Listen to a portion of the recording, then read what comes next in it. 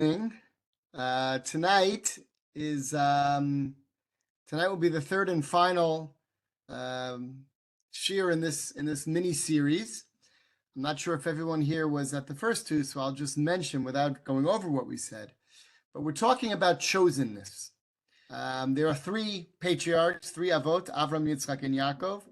We started 2 weeks ago with Avraham, and we tried to understand what it means that Avraham was chosen and what the idea was of the chosen people that Avraham was promised he would become the progenitor of. And we looked at this in two ways. We looked at it by looking at the texts and the stories that the Torah tells us about Avraham. And we examined briefly the concept of Ma'aseh Avot, Siman Lebanim, the idea that the events that are described in the lives of the patriarchs set the patterns for future history. And by doing so, we also followed Avraham in a sort of a virtual tour on his journey into the land of Israel. We started at Shechem, where he came into the land, and then we traveled further south with him to Beit El. We passed by Yerushalayim and discussed Yerushalayim. And that's where we ended the first week. Last week, we continued with Avraham to Hebron, further south, where Avraham spent a significant part of his life. But we spoke mainly last week about his son Yitzchak and about the idea that Yitzchak was chosen and what Yitzchak added to the picture that went beyond what Avraham had done. And we saw that the message of Yitzchak Avinu, fascinatingly, sort of similar to the message of the city of Hebron. We also talked a little bit about Yishmael, who was, so to speak, rejected. We'll come back to him, Bezrat Hashem, later on at the end of tonight's talk, when we talk also about Yaakov and about his brother Esav, who it seems was also rejected. But to go back to Avraham for a minute, there was one final stop on Avraham's journey in the land of Israel. Avraham traveled further south from Hebron to a place called Bereishit. So let's do that right now. Let's go along the way with Avraham. We're going to continue down Road 60 from Hebron. And here we see that if we go down, I don't know why these kids are walking in the middle of the street, but you see the sign says this is the area known as the Southern Hebron Hills. We've gone south from Hebron, and we're headed towards Beersheba, as the sign tells us. And today, when we get to Beersheba, we see a very large modern city. In order to understand the significance of Beersheba, take a look, please, at this satellite map. I hope you're able to see here. If you go on Google Earth, you can see it even a little bit better than on this picture. But you can see here that although today's borders of Israel go all the way down to Eilat, which is even off this map here, but if you look carefully, you'll see that as far as the area of the map that's green, right? This is a satellite photo. The fertile area of the country, Beersheba, is very much at the edge. Beyond Beersheba is a large, vast desert. Today we call it the Negev, and this part over here to the west we call the Sinai Peninsula. That today is part of Egypt. If you go east here today, this is part of Jordan. You go a little further south, you get to Saudi Arabia. That's in modern terms, but it's really one big desert that's south of Beersheba. And Beersheba, therefore, is really the southern edge of Eretz Yisrael as far as the inhabited. Until the 20th century, basically nobody lived much further south than Beersheba. So Beersheba is really the southern edge of the country.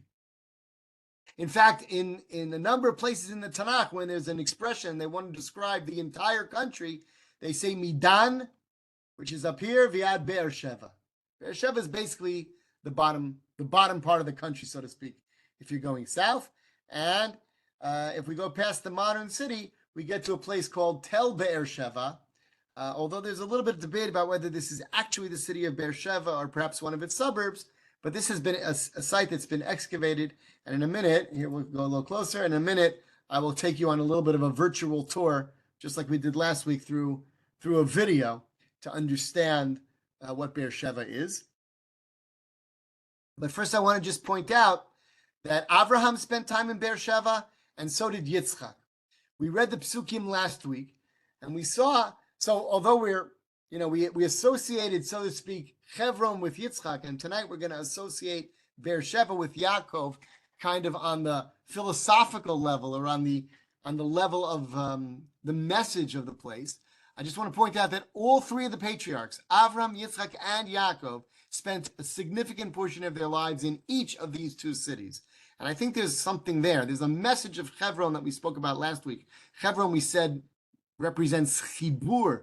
It represents connectedness.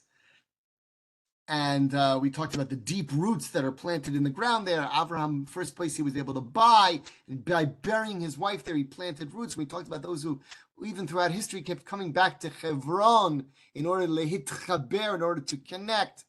And we saw that that very much resonates with the message of Yitzchak Avinu, whose main role in life was basically to take what his father Avraham had accomplished and make it something permanent and lasting.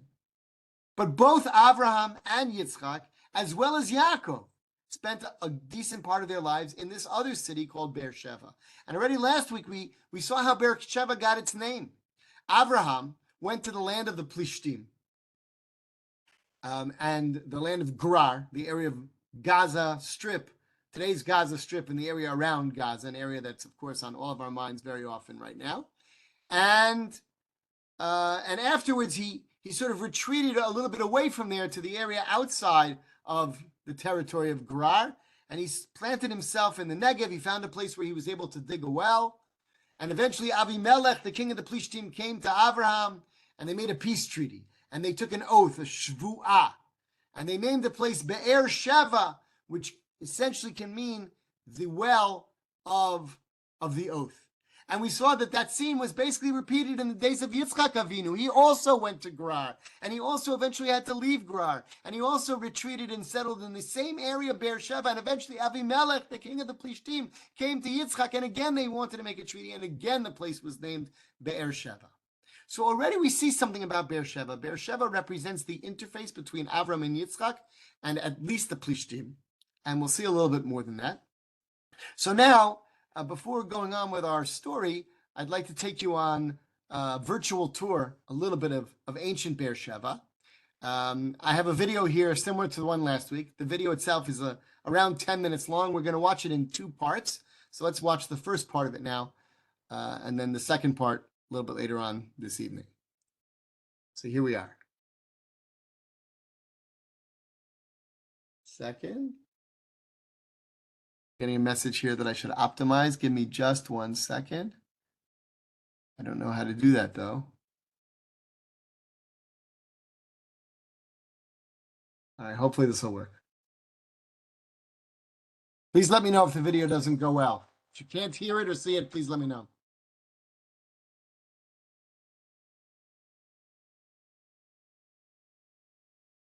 Sorry, 1 second.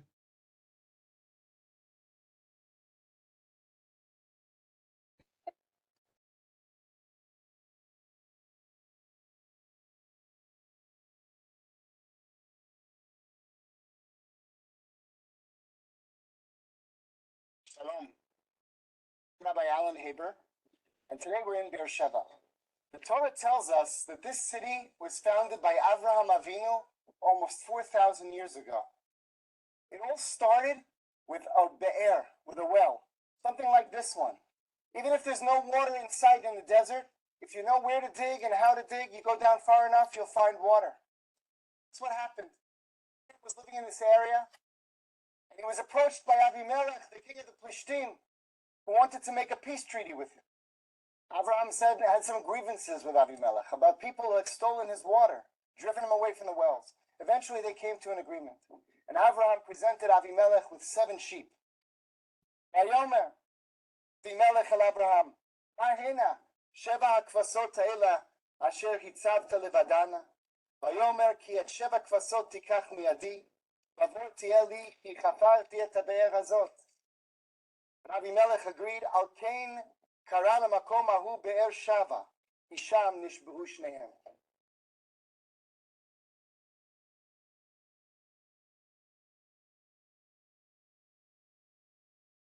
This is the city gate. In ancient times, the gate of the city wasn't just the doorway, the entrance to the city. It was the center part of the city. They were really the center of the town, the place where all the people gathered, where the markets were, and where the local judges, the Beit Din, sat to judge the people. Centuries after Avraham and Yitzchak, there were 2 judges who ruled here in this city. Their names were Yoel and Aviyah, and their father was one of the greatest leaders we ever had, the great Shmuel and Avi. But sadly, the Tanach tells us that Yoel and Aviyah weren't like their father. They were corrupt. The people came to Shmuel and said, this cannot continue any longer. We need something different entirely. No longer individual judges in every city, but rather a king to rule over all the country, to provide justice for everyone.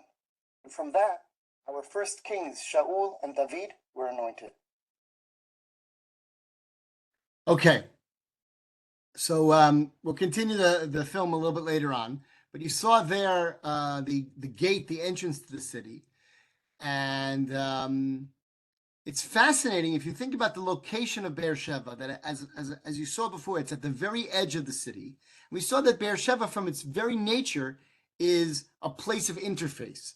That's how it even got its name. It's at the edge of the land of Eretz Yisrael, and it's there that you interface with those who are beyond Eretz Yisrael. In the case of Avraham and Yitzchak, that was the Plishtim. But we also read in that same parak, the pasuk that's on the screen now, Vayita Eshel beve'er Sheva, Vayikra sham b'shem Adonai el olam. Avraham, literally it says planted in Eshel, and an Eshel is a tree. It's a type of tree that grows in the desert, a tamarisk tree it's called in English. And why is it important that the Torah tells us that Avraham planted a tree? What's the significance of that? Our rabbis tell us that this tree, first of all, might have been an actual tree, or perhaps a grove of trees to provide shade and maybe some kind of food. Or maybe the tree is more of a symbol. One midrash says that Eshel stands for Achila, Shtia, Velina, food and drink and lodging. So that these trees, whether they're literal or figurative, represent a place that Avram set up. We know already from Avram's days in Hebron, Vayera elav Hashem be'elonei mamrei, that Avram exemplified the mitzvah of Hachnasat Orchim, of bringing people in. And so it sounds like in this area of Beersheba, which is at a major crossroads at the entrance to the country and where roads go from other countries, Avram set up some kind of an inn, some kind of a house, a place of hospitality. And it also says, Vayikra sham b'shem Hashem. Avram used this place where people came and whom he hosted, he used it as an opportunity to spread his message, the message that we explained at the beginning. The reason he was chosen in the first place was to spread the message and the ideas of monotheism, the idea of one God who created the universe, who rules the entire universe, and who's created all people in his image, and who commands all people to worship him and to respect one another. All of this he tried to spread through this institution that he set up, the Eshel, in Beersheba. So if we think about it, if Beersheba represents the interface with the outside world, we already saw two elements to that interface. On the one hand, at times there's friction. Both Avraham and later Yitzchak had grievances, as was mentioned briefly at the beginning of the movie, grievances that they brought to Avimelech about things that had been done to them inappropriately. Ultimately, Beersheba is a place where they come to some kind of an arrangement, some kind of a peace treaty, some kind of a covenant, where they're, a non-belligerency treaty, and perhaps even more than that. And Beersheba, therefore, is also a place where Avraham felt that he could bring his influence beyond his immediate neighbors in Eretz Yisrael, and he set up there that Eshel. Now that connects very much to the message of Yaakov Avinu. Okay, so let's put Beersheba on hold for a minute, and let's talk about Yaakov. We saw that Avraham represents this idea of going out and bringing a new message to the world, this revolution of monotheism that Avraham tried to bring. And Avraham came with ideas that were very, very unusual and revolutionary. We saw that Yitzchak was very different than his father. Yitzchak's message was not about doing something revolutionary, doing something new. Much of what we saw last week, the pasuk, Eila toldot Yitzchak ben Avraham, Avraham olidet Yitzchak. We saw that Yitzchak's life in many ways is a mirror of his father's life. And that's exactly the point, that Yitzchak took what Avraham had established and made it something permanent. And as we said a few minutes ago, we connected that with the message of Hebron. But why do we need, therefore, a third patriarch? Once we have Avraham and Yitzchak, why can't Yitzchak's children, all of them, be the chosen people? We know that wasn't the case. We know that Yitzchak unlike the other two of our patriarchs, Yitzchak only had one wife his entire life, Rivka. And we know that for a long time, she, like all of the other matriarchs, was an akara. For a long time, she didn't have children. And then she was blessed that she became pregnant. And as we know, she had twins. And she felt this strange stirring in her womb every time she did things. She felt the two babies kind of struggling with one another. And she went to seek out divine explanation. And she received a prophecy that was communicated to her that told her, Shnei goyim bevitnech. She was told that there are two nations in your womb. You're carrying twins, but not just two babies. These two babies are going to grow up to be two men who are each going to be the founder of a nation. Only one of them is going to be the one who carries forward the blessings that were given to Avraham and Yitzchak. And of course, that's going to be Yaakov. But he's got a brother, Esav. And even before they were born, Rivka was told, Shnei goyim bevitnech. They're not both part of the chosen people. V'rav ya'avod sa'ir. And it's the older one will serve the younger. So even before they were born, Rivka understood that the younger child, who of course was Yaakov, is going to be the one to inherit the legacy of Avraham and Yitzchak. And the second one is going to be, so to speak, rejected. And again, we're going to have to talk about this at the end of the talk tonight, what that means. It's not because of anything Esav did wrong.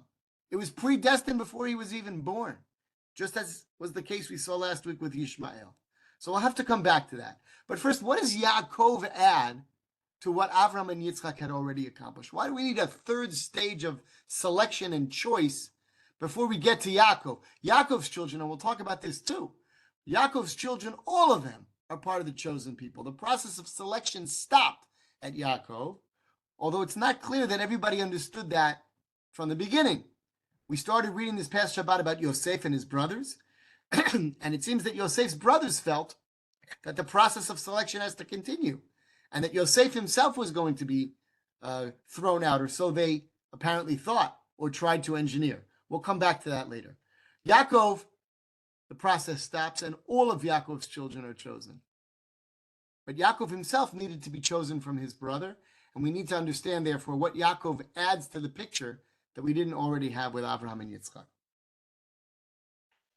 If we look at Yaakov's life, we see that Yaakov, unlike his father Yitzchak, who was not allowed to leave the land of Israel, Yaakov spent a decent part of his life in exile, and he went into exile twice, actually. Okay, so let's take a look at the first time.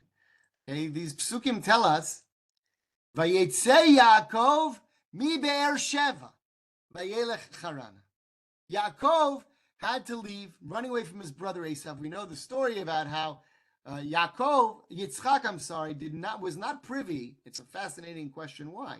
But Yitzchak was not privy to the understanding that his wife Rivka had. For some reason, she didn't tell him. She understood that Shnei goyim bevitnech. But it seems that Yitzchak did not understand that. And that Yitzchak at one point at least thought that both Yaakov and Esav were part of the chosen people. And therefore, he was planning to give a certain blessing to Esav and a different blessing to Yaakov. And we know that Rivka had Yaakov sort of impersonate Esav, and Yaakov winds up getting both blessings for himself. And that caused a tremendous amount of enmity, and we know that he had to run away. The Torah specifically tells us that when Yaakov left Eretz Yisrael, he left from Be'er Sheva. Now, there's a debate about where Yaakov was living at the time. And according to one opinion, Yaakov was actually living in Be'er Sheva. So it makes sense that it's from there that he left. But one needs to ask why the Torah needs to tell us that he left Beersheba. Obviously, if he was living in Beersheba, he left. Why not just say Vayelech Yaakov Harana? Why do we have to hear that Yaakov left Beersheba? And furthermore, there's another opinion that says that Yaakov at this point was living in Hebron. Hebron, you will recall, is north of Beersheba. And Yaakov was running north to Haran, which means that if Yaakov left Hebron and first went to Beersheba, he actually went in the wrong direction. And that requires explanation, why he would do that. And again, I think there's a point here. Beersheba, unlike Hebron, Hebron represents connectedness. Hebron is the deep connection to Eretz Yisrael. Beersheba is the gateway. Physically, it's the gateway to what's beyond Eretz Yisrael to the south. But it seems that even when Yaakov was headed north, he had to stop in Beersheba first, even if he started in Hebron. So the Torah tells us that when Yaakov leaves Eretz Yisrael, we'll see this again the second time he leaves Eretz Yisrael, he specifically leaves from Beersheba. Beersheba is the interface with the outside world. And Yaakov leaves Beersheba and goes to Haran. Haran, we will recall, is where Avraham had come from. That's why his father Yitzchak sent him there. It's where Yitzchak found his wife, and he's sending Yaakov. Now, Yaakov has to run away from Esav, and Yaakov also needs a wife. So he sends him back to his uncle Lavan. Yeah, Lavan, of course, was Rivka's brother, his mother's brother, his uncle, someone to take care of him, and with the hopes that he will find a wife among his cousins. Rachel and Leah were both his first cousins. And so Yaakov is on his way out to exile, and he's basically retracing the steps that Avraham did. If you recall the map, maybe I should have put it on the PowerPoint now. I'm not going to go back to it. But if you recall, Avraham started in Shechem. That's where he entered Eretz Yisrael. And then he stopped in Beit El. And then he went to Hebron and then Beersheba. Yaakov leaves Beersheba and he's going back up the exact same road. Today's road 60, back in the opposite direction. He's basically retracing Avram's steps. And we read, Vayetze Yaakov mi Beersheba vayelech Harana. Vayifga b'makom, he gets to the place. And although there are midrashim that try to somehow connect this place with Yerushalayim, because later on Yaakov says that this is the gate of heaven, it says very clearly on the level of Pshat, I didn't put that pasuk on the screen here, but it says very clearly that that place was Beit El. So certainly on the level of Pshat, Yaakov went to Beit El, the same place that Avraham had been. He's on the way out of Eretz Yisrael. He's retracing Avram's steps. And you have to understand what this must have felt like to Yaakov. After his grandfather Avraham was given this promise, and his father Yitzchak wasn't even allowed to leave the land of Israel. He had to hold on to the land no matter what. He is being forced into exile, and he's basically being forced out the same way that Avraham came in. In Yaakov's mind, he's been given these blessings, but there's a very strong conflict between the blessings that he was promised and the reality that he's experiencing. He was promised that he is going to have many children and inherit the land of Israel, just like his father and grandfather were promised before him. But practically speaking, he has no children right now, and he's being kicked out of the land of Israel. He's undoing everything that Avraham did. And dejected, he stops in Beit El, and it's nighttime. Vayalen sham kiva shemesh, he has to go to sleep. 2 weeks ago, I showed you a picture very briefly of a rock that some people say might have been the rock he slept on. Whether it's that rock or not is not so important. It was in that area, the area of Beersheba. And he has this famous dream. He dreams of the ladder that reaches up to heavens. He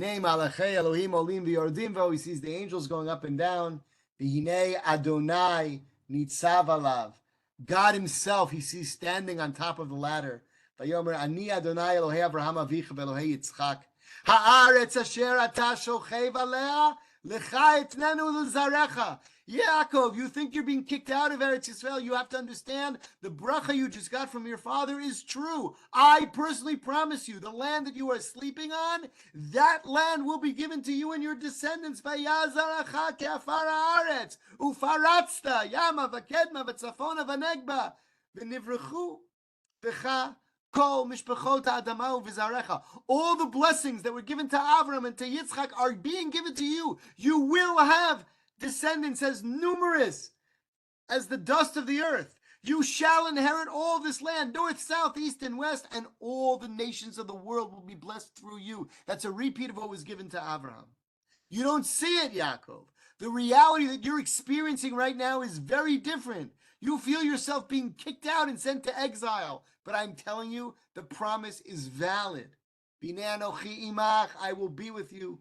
Ushmarticha b'chol asher telech, I will guide you and guard you wherever you go. V'hashivoticha el haaretz el adama azot, I shall return you to this land. Ki lo ezavcha, I shall not abandon you. Ad asher asiti et asher dibarti lach, I won't leave you until I've fulfilled everything that I have promised you. And here again we see the powerful principle of Maaseh Avot, Siman Labanim. What Yaakov is experiencing right here, a promise that is reinforced by God himself, in sharp contrast with a lived reality which is completely different, and being told you're going to exile and things are going to be hard, but I'm telling you the promise is real, and I, God, will be with you, and I will protect you, and I will make sure you survive in exile, and you will return to this land. That became a model for all of history. And that's apparently what Avraham brings to this story. What Yaakov brings to this story. The fact that part of what it's going to mean to be that chosen people, to be what I call the Am Levadad, and I mentioned again parenthetically, I mentioned it in the first session, and maybe I'll put it into the chat box again now. If I can figure out how to do that. I can't figure out how to do that right now, so I'm not going to do that right now. But hopefully I'll remember at the end. I'll give you the link to my website. But in any case, part of the idea of being the Am Levadad is that there's at least a possibility that the children of Avraham, Yitzchak, and Yaakov are going to have to live in exile. The Torah speaks about that very clearly later on. And of course, we know that was our history. For thousands of years, we had to live in exile. No other nation that's ever existed has survived exile and dispersion for anywhere near as long as we have. And therefore, there's a paradox that's built into the system. We already talked about the paradox that Eretz Yisrael is so important to the chosen people, and yet it's so difficult to hold on to Eretz Yisrael. And we saw that that's kind of hardwired into the system from day one. But another part of the paradox that's built into the system is that on the one hand, Am Yisrael, the chosen people, needs to be in Eretz Yisrael in order to carry out its mission. Its connection with our connection with our homeland is much stronger than any other nation's. And yet, unlike any other nation, although we can't really fulfill our mission, we can't really survive and thrive anywhere else in the world, and history showed that, we can exist and we can survive in exile. And Yaakov Avinu is the one who brought that into the picture. Yaakov, who had to spend a lot of his life in exile, and Yaakov, who also had to deal through the course of his life with many, many adversaries. And if we look at the various adversaries, that's what Yaakov's life was about. Later on, Yaakov gets the name Yisrael, which means he who has struggled and prevailed. Ki saritem Elohim ve'adam batuchal. And if we look at the various adversaries that Yaakov had to contend with, we see all the patterns that the descendants of Avraham, Yitzchak, and Yaakov, the chosen people, the Am Levadad, we're going to have to go through later on in history. So first we have Lavan, of course. Lavan, his uncle, who takes him in and becomes also his father-in-law. But as we know, Lavan sort of tricked Yaakov again and again and again. Basically tried to take advantage of Yaakov for his own purposes. Yaakov wanted to marry Rachel, but Lavan needed a husband for his daughter Leah, so he managed to get Yaakov to marry both of them, mainly to marry Leah, but eventually he gave him Rachel as well. And he avails himself of Yaakov's services and makes sure he becomes very wealthy. Eventually, Yaakov has to struggle with Lavan and manages to escape with his wives and his children. And with a lot of and with all the possessions, and ultimately triumphs by bringing Lavan's daughters and Lavan's grandchildren into Eretz Yisrael and into the nation that he's going to build. So that's one type of adversary that we face throughout history. Those who use us for their purposes, those who try to take advantage of us. And then, of course, Yaakov, on the way back into Eretz Yisrael, has this confrontation with Esav. Esav represents anti-Semitism. Esav represents those who oppose us and hate us and even seek to destroy us without necessarily a rational purpose behind that. And we'll come back to that point in a few more minutes. And then Yaakov finally gets back to Eretz Yisrael, just as Hashem promised. And once again, he's retracing Abraham's steps. First, he did it in reverse on the way out, and Hashem promised him, you will come back. 20 years later, he did come back. And the first place he gets to, of course, is Shechem. And there in Shechem, of course, he's confronted by the very tragic incident of the kidnapping and rape of his daughter Dinah again, events that are horrifically familiar to us. They kidnap her, they rape her, they hold her hostage, things that we've been dealing with ourselves, unfortunately, in the past weeks, and already, I guess we could say 2 months. And we see that they try to negotiate a hostage deal with him, so to speak. And basically what the people of Shechem are trying to do is to bring Yaakov into their orbit and make him subservient to them. Their plan fails because of Shimon and Levi, who carry out what some would call a commando raid and others would call a terrorist massacre in Shechem. And that debate is in the Tanach itself. Yaakov clearly was unhappy with Shimon and Levi. They do defend themselves, and the Tanakh leaves it a little bit vague who was right there. And there's a lot to talk about there also, as far as how we deal with our adversaries and with those who take advantage of us and who try to beat us down. And there's a lot to think about in terms of what we're dealing with right now. So Yaakov, after facing Lavan, and after facing Esav, and after facing Shechem and Hamor in the city of Shechem, Yaakov returns to Beit El, where he thanks God and builds a mizbeach just as he promised. And he builds there a Beit Elohim, which maybe is sort of like Avraham's Eshel in Beersheba. Yaakov builds something similar in Beit El, and then eventually Yaakov returns to Hebron. And then we get to the pasuk that we actually read at the beginning of yesterday's parsha. Vayeshev Yaakov be'eretz migurei aviv be'eretz Canaan. Finally, after going into exile and after being promised that he will be able to survive the exile, and after being promised that he will be guarded from all the difficulties he's going to find in exile, and that he will eventually come back, and that his descendants will inherit the land, it all happened. Avraham comes and settles with 12 sons. Tragically, his wife Rachel died, but he still has 3 other wives, and he has his 12 sons, and he settles Be'eretz Migurei Aviv. He returns to Hebron, and he settles in Hebron, just like his father did. He's there when his father eventually dies, and Yaakov basically seems to have felt that he finally had accomplished it. And Rashi tells us here, Vayeshev Yaakov settled down, Bikesh Yaakov leishev b'shalva. Yaakov thought that finally he could kind of retire. He could kind of settle down and enjoy his children and his grandchildren, and just sort of begin to see his life's work begin to take roots. But it didn't happen that way. Kafatz alav ragzo shel Yosef. As we continue to read here, Ela toldot Yaakov, Yosef ben 17 shana, haya ro'eh techav batzon, v'hu nar et bnei Bilha v'bnei Zilpa neshei aviv. We see that there was struggling between the brothers, between the children of Bilha and Zilpa and the children of Leah, and young Yosef, who has been given a certain role. Vayave Yosef edibatam ra'al avihem. Yosef starts telling his father all the things that the brothers were doing wrong, and this is the beginning of the strife that ultimately led, as we know, to Yosef being sold to Mitzrayim, and ultimately to start a whole second process of Galut. So Yaakov wanted to settle down. Bikesh Yaakov leishev b'shalva, kafatz alav rogzo shel Yosef.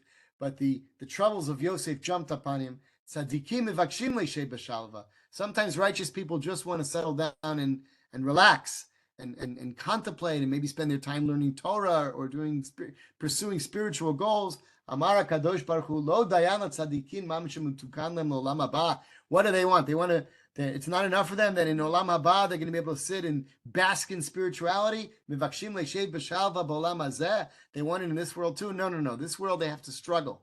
In the next world they'll be able to relax. They'll be able to appreciate spirituality. And therefore Yaakov's struggles were not over, and a whole process begins that ultimately leads to Yaakov being sent down to Mitzrayim. And of course, we know the story. We'll read it this Shabbat in Parshat Miketz, how the brothers come down, and Yosef, for whatever reason he has, and I'll suggest one reason in a moment, but that Yosef, in a few moments actually, but that Yosef ultimately had to pull this whole thing off, and ultimately, in 2 weeks, we'll read Vayigash elav Yehuda. And finally, there was this confrontation, and ultimately Yosef revealed himself to his brothers, and we know that this was all because of a terrible famine, and we know that he tells his brothers to go and bring their father down to Egypt so he can take care of them. And finally, Yaakov is sitting there in Hebron. Yaakov, who thought for such a long time that Yosef was dead and had been mourning unconsolably for all these years, the brothers come back to him and they tell him the news. Od Yosef Chai. Yosef is alive and he's ruling in Egypt. Yaakov almost has a heart attack. It says, Vayafog libo, his heart skips a beat. Yaakov says, I have to go and see my son Yosef. Yaakov doesn't realize that what he's about to do is the beginning. First of all, that he himself will never come back to the land of Israel other than to be buried. Yaakov thinks he's going to see Yosef and to survive a couple of years of famine, perhaps. Yaakov does not realize that this is the beginning of an exile that's going to last hundreds of years, that his children will be enslaved and all of that. Yaakov thinks he's going to see Yosef. So Yaakov leaves Hebron, traveling this time south. Last time he left to go north to Haran. Now he's going south to Egypt. And the Torah tells us that on the way from Hebron to Egypt, Yaakov stops. And where would Yaakov stop on his way to Chutz La'aretz? Of course, he has to stop in Be'ersheva. We read here, Vayisa Yisrael v'chol shelo vayavo be'erashava.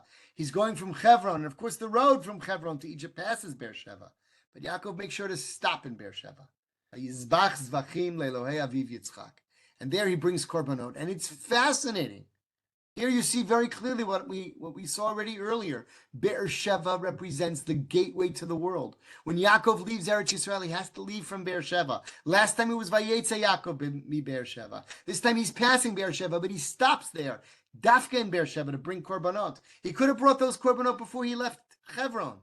Or he could have brought those korbanot at the gates of Egypt before he entered Egypt. He does neither. He leaves Hebron. And he stops at the gateway out of Eretz Yisrael, and there he brings his korbanot. Vayavo be'erashava, vayizbach zvachim le'Elohei aviv Yitzchak. Vayomer, and he says to him, Vayomer Elohim liYisrael b'marot halayla. And there he has another vision. Vayomer Yaakov, Yaakov, Vayomer Hineni, Vayomer, and he says, Aniya el Elohei avicha. Al tira merida Mitzrayma. Don't be afraid. Remember, in the time of famine, his father Yitzchak was told, don't go down to Egypt. Now Yaakov is being told, you're going to Egypt, but don't be afraid.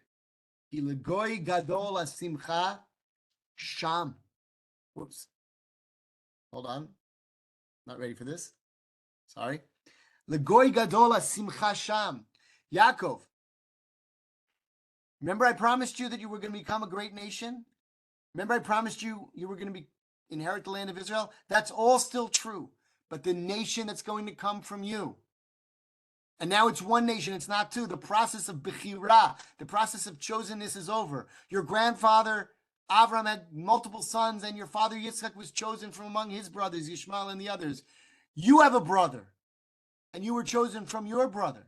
But your descendants, all of them, are going to become the chosen people, and they will inherit the land of Israel. But that process of becoming a nation is not going to happen here in the land of Israel. It's going to happen in exile. Legoi gadol asimcha sham. There in Egypt, you will become a great nation. I'm going down there. Just like I was with you in exile the first time, I will be with you in exile the second time. I will always be with you when you're in exile. And I will always bring you back from exile. But you, Yaakov, personally, are going to die in Egypt. He will close your eyes when you die. You will come back here only to be buried. That's the difficult but also comforting message that Yaakov received by leaving the land of Israel, going out again to exile. And where does he get that message? In the place that represents the interface with the outside world, in Beersheba. So now let's go back to Beersheba. I want to show you the rest of the film. And in the rest of the film, you're going to see something fascinating that was found in this place, Tel Beersheba, which illustrates to us another aspect of what happens when you interface with the outside world. And I don't think it's by accident that what we're about to see was found in Beersheba. So let's see. The descendants of David ruled in Jerusalem for about 400 years. And during that time, this place, Beersheba, was the regional capital of the Negev. This structure and the ones that used to be standing next to it were ancient warehouses. Because Beersheba was the regional capital of the Negev, this part of the country, the local governor needed a place to store the taxes that the local population paid and a place to store provisions in order to be used in time of an emergency. Interesting. But the real story of these warehouses has to do with what was happening in 1974 when the archaeologist Yochanan Aharoni excavated here. In the wall of one of the warehouses over here that's no longer standing, Professor Aharoni noticed some stones with very strange shapes. He was trying to figure out why these stones had the shapes they had. What we see here is a replica of what Professor Aharoni put together from those stones. You can see the original in the Israel Museum in Jerusalem. It's a mizbeach that was used for bringing korbanot. But wait a second, why would there be a mizbeach here in Beersheba at a time when the Beit HaMikdash was standing in Jerusalem? Not only that, but if you look at these stones that were used to make the mizbeach, you can see that they're cut stones, avnei gazit in Hebrew. And that's something that the Torah specifically prohibited. V'im mizbach avanim ta'aseli lo tivne eten gazit, ki charbecha hinafta aleha v'titchal aleha. More than that, if you look at the original in Yerushalayim, on one of the stones, they found carved into the stone on the mizbeach a picture of a snake. Because of all of this, we have to consider the strong possibility that this mizbeach was not exactly used for worshiping Hashem, but actually was used for avodah zarah. At this time, the time of the first Beit HaMikdash, many of the prophets warned the people against avodah zarah. One of those was the prophet Amos. Al tidrashu beitel, v'hagilgal lo tavo, u'beersheva lo tavoru. Tanach also tells us about a great king called Chizkiyahu, who lived about 2 generations after Amos, and who went on a campaign to get rid of all the avodah zarah. And amazingly, one of the types of idolatry that he abolished involved people worshiping the copper snake that Moshe Rabbeinu had made. They turned it into an idol and called it Nehushtan. Chizkiyahu was trying desperately to prevent that churban, that destruction, that Nevi'im like Amos had warned about. Did he succeed? That brings us to the last stop on our tour. Here we have an enormous hole that was dug in the ground, lined with stones, and with a steep staircase going all the way down. What in the world is this? Let's go down and find out.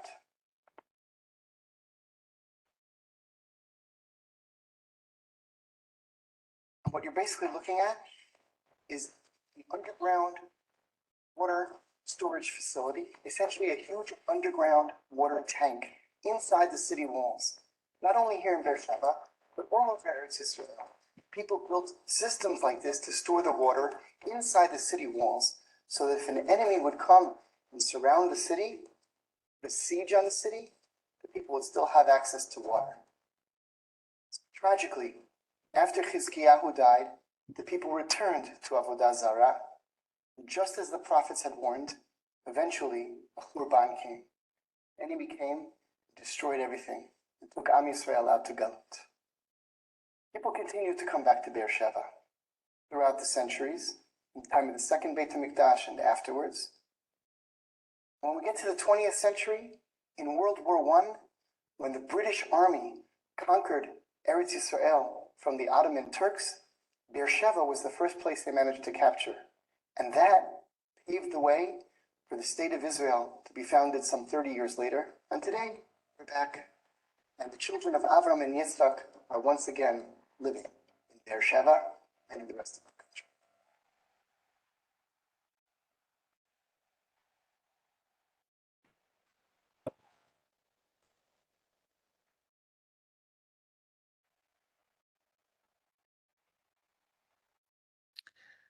Okay. So what we saw, The descendants of the...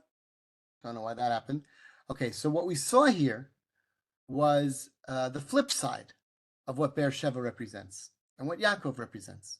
When you interface with the outside world, you have the opportunity to have an impact on the world. And after all, as we now understand, the whole purpose of the chosen people's existence was to have an impact on the world.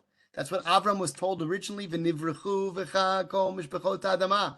Through you, all the children of all the families of the earth will be blessed. That same thing was told to Yaakov. We just saw. And we saw how Avraham built the Eshel in Beersheba in order to try to influence the outside world.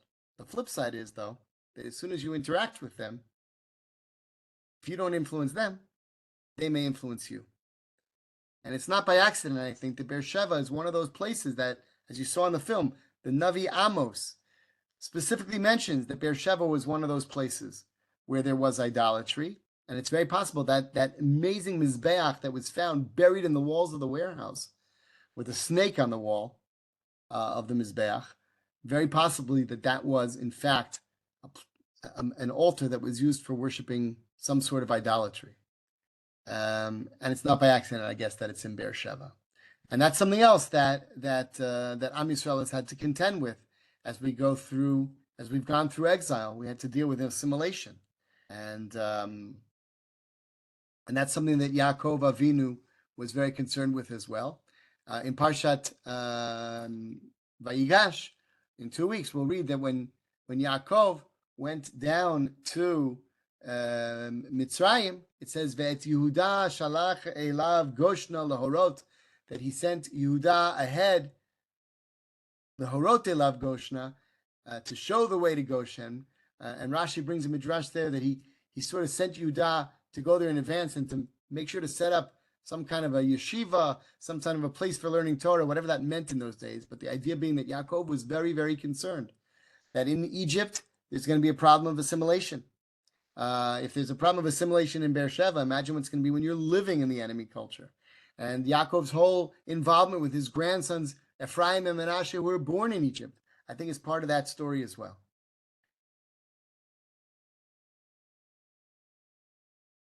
There's one more thing we now need to understand. We understand now the idea of the chosen people. We've seen the three-step process of Avraham, Yitzchak, and Yaakov.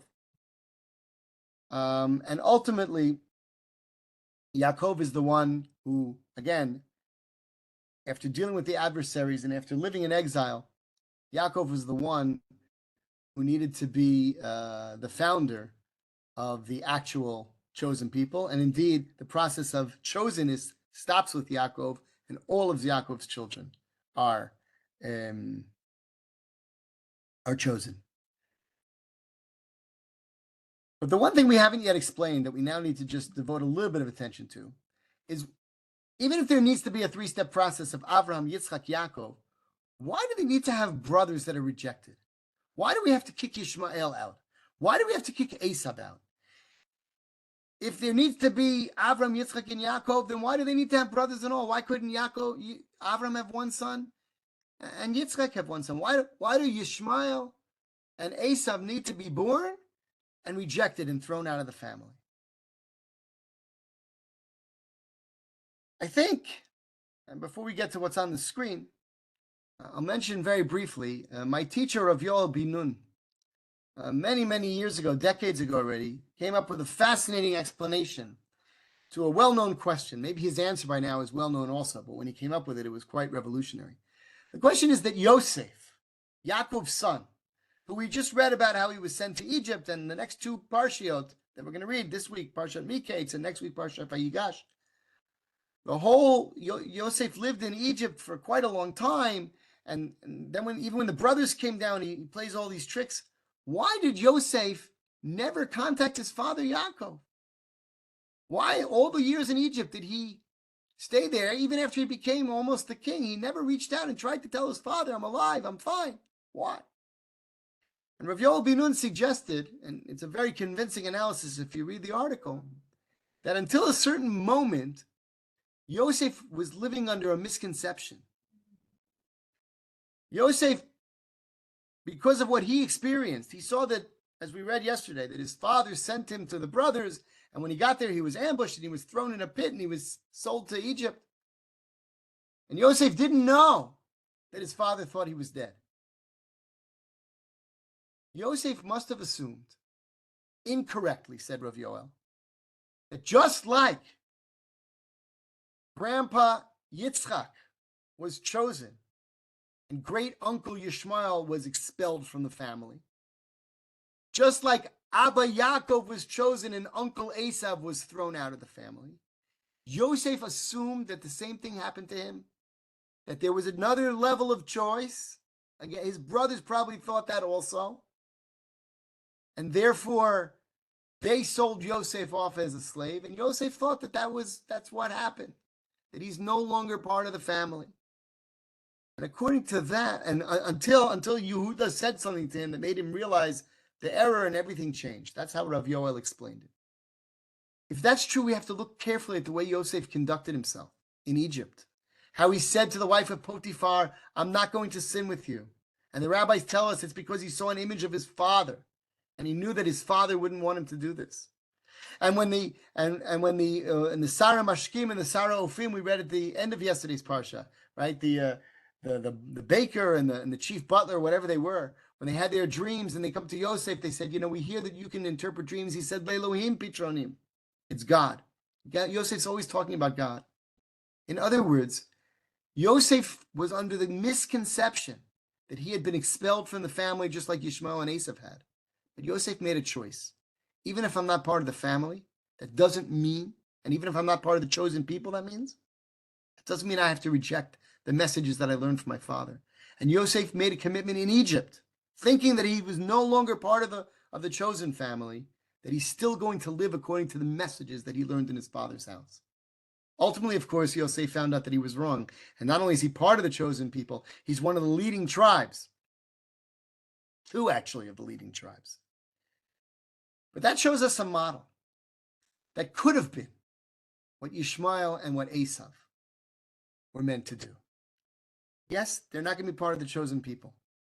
But Yishmael was the son of Avraham, and Esav was the son of Yitzchak.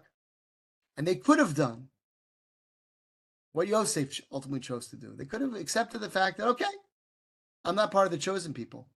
But what's the point of being the chosen people anyway? The chosen people's purpose is to bring God's messages to all of mankind. And Yishmael and Esav could have chosen to ally themselves with their cousins in the chosen people.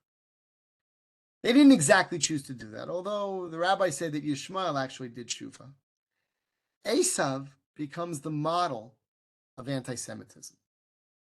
Anti-Semitism, which is something that's on all of our minds right now, because we're seeing it all over the world in a very, very, very harsh way.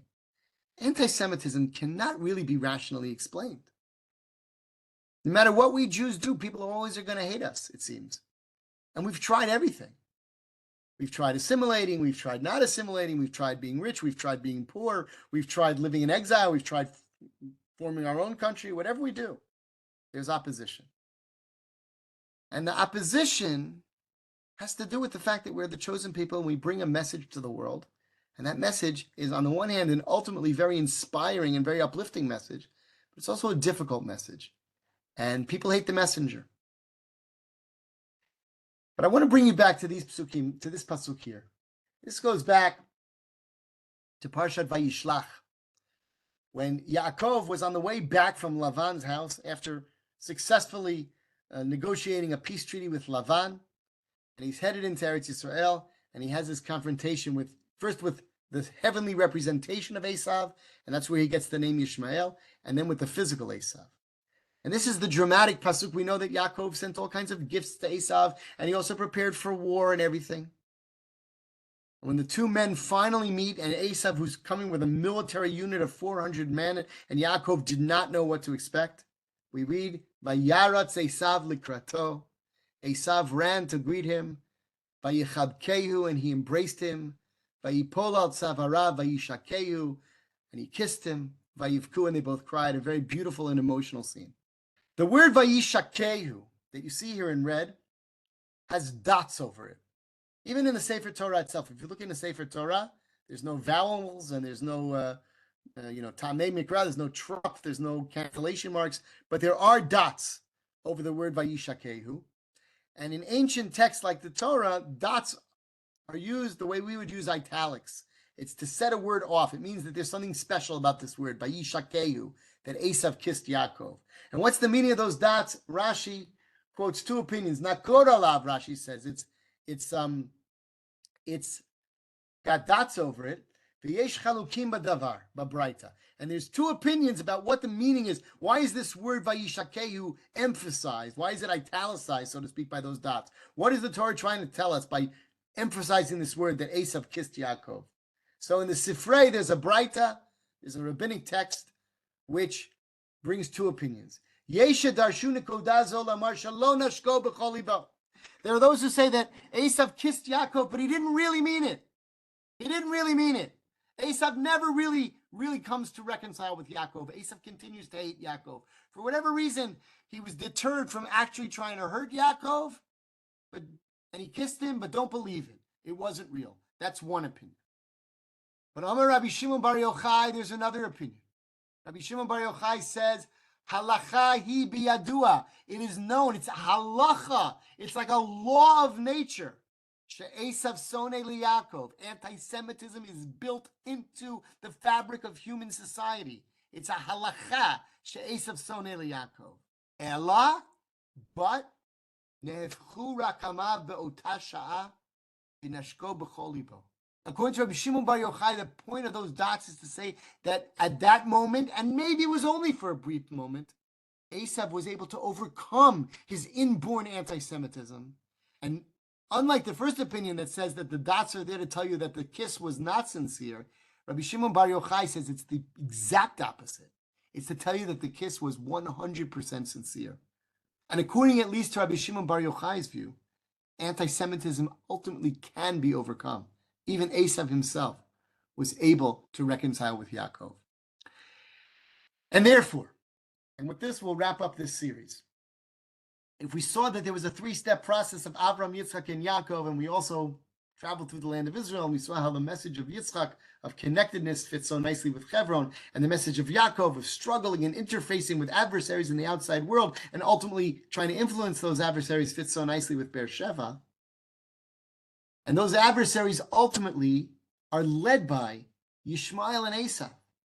And in later rabbinic thought, of course, first of all, the Vilna Gaon takes the 70 nations of the world and divides them into two halves. 35 of them go with Yishmael and 35 go with Esav.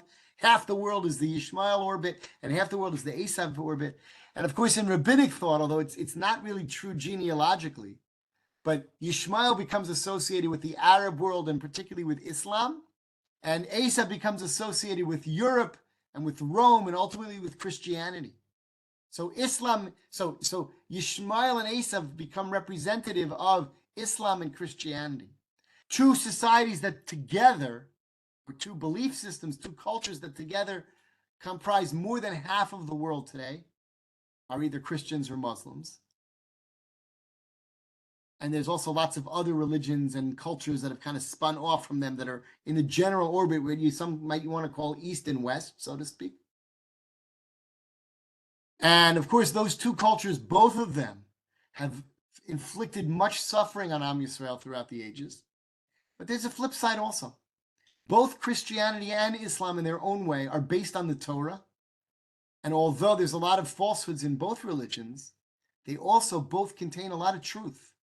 And they brought a lot of the messages of monotheism to the world. In other words, the whole reason why Avraham, Yitzchak, and Yaakov were chosen, the whole reason why Am Yisrael, why we exist, to bring the messages of monotheism to the world, Christianity and Islam, who got their ideas from us, from the Torah that we brought to the world, are part of that process. The Rambam says this. The Rambam at the end of the Mishnah Torah, the second to last chapter in the entire Mishnah Torah, Hilchot Melachim, I believe it's Perek Yud Aleph, in a text that was censored out for a while from the standard printings because the Christian church didn't like it. You can find it in the newer printings of the Rambam that have put it back in from manuscripts. The Rambam writes that Christianity and Islam, in spite of the fact that they both inflicted much pain and suffering on Am Yisrael, are part of God's plan. They're part of God's plan to bring the messages of the Torah to the rest of the world. So Yishmael and Esav, who perhaps could have and should have clung to the family that they actually were not part of, but they also were a part of, they could have hastened that process. Ultimately, as you see here, at least in Rabbi Shimon Bar Yochai's interpretation of Vayishakehu, ultimately they will come around and they will see the truth. And this will bring us to the final source I want to show you, which is good because we're basically out of time, which is this. Isaiah's vision of the ends of days. Hadavar asher chazai Yeshayahu ben Amoz Yudav Yerushalayim v'aya b'acharit hayamim. In days to come, nachon yehar beit Hashem berosh harim. Yeshayahu sees the mountain of God rising above the other mountains. V'naharu elav kol hagoyim. Yeshayahu sees all the nations streaming to Yerushalayim. And why are they going there? V'alchu amim rabim v'amru lechu v'naleh el har Hashem el beit Elohei Yaakov. They want to go up to the mountain of God, and they refer to the mountain, first of all, the Beit HaMikdash. They refer to it by the four-letter name of God, the name that is often used only by Jews. At some point in the future, the whole world is going to understand the message that Avraham brought, the one true God, and they call him Beit Elohei Yaakov. They also recognize the historic role of Am Yisrael. So ultimately, anti-Semitism will come to an end. And ultimately, Yishmael and Esav and everything that they represent will essentially accept the fact that that we are the chosen people. They're not, but that they can follow us, and ultimately they can join us, and ultimately they can be redeemed as well. And that's what these psukim do. And it talks about beating swords into plowshares and peace on earth. So that's I think the message that really all of Sefer Bereishit is about. This is my website, rabbihaber.net. And if you go there, you can watch the Am Levadad video series, which takes the ideas that I've tried to show you here in Sefer Bereishit and fleshes them out further. If there's any questions or comments, we're basically out of time, but if anyone wants to say something or ask, I'll be happy to respond. And if not, we can take it from here another time. All right, then. So Laila Tov, and thank you for participating, and I hope this was meaningful to you. Chanukah Sameach. Thank you. Very interesting.